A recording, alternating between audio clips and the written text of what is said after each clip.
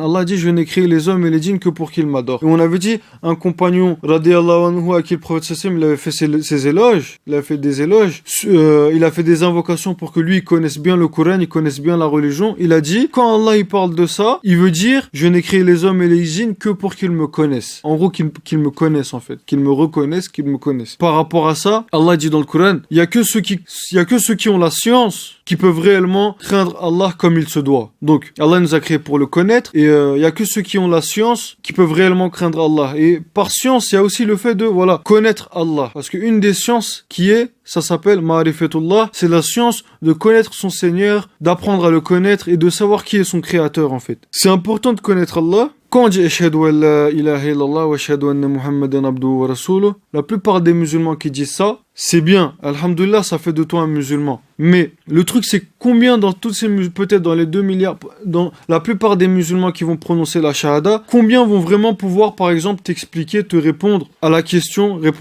suivante, est-ce que tu connais ton créateur? Tu dis Ashhadu an la ilaha illallah, à part Allah, il n'y a de divinité. Est-ce que tu peux me parler d'Allah? Est-ce que tu peux m'expliquer comment il est? Tu vois, comment il est Allah, en fait. Et nombreux, comme quand tu vas lui dire, explique-moi qui est Rasulullah, on est ignorant vis-à-vis de notre créateur, on est ignorant sur la vie du prophète sallallahu alayhi wa sallam, on est ignorant sur ces choses-là. Alors, que dire de quelque chose de plus important que connaître Allah, qui nous a créés, qui nous a comblés, qui nous a tout donné, qui a créé le soleil pour que toi tu puisses vivre la journée, etc., etc. Quoi de plus important de connaître son Seigneur et son Créateur? Tu pourras pas aimer quelqu'un aussi, les frères, sans le connaître. Rappelez-vous quand on avait fait le cours sur le comportement du prophète sallam, quand tu connais le comportement du prophète sallam, là tu vas apprendre à l'aimer, là tu vas l'aimer obligatoirement, j'ai envie de dire. Parce que quand tu connais comment il est, sa grande moralité, son beau comportement, comment il se sacrifiait pour sa communauté, se sacrifiait pour les gens, comment il délaissait ce bas monde et comment il vivait pas pour un intérêt mondain, mais il vivait pour quelque chose de, pour le jour du jugement, pour le paradis, pour l'enfer, il vivait pour ces choses-là, il vivait pour Allah. Tu peux pas ne pas aimer Rasulullah. Et de la même manière, quand tu apprends à connaître Allah, quand tu apprends à connaître ton créateur, tu peux pas ne pas aimer ton créateur. Tu peux pas ne pas aimer Allah.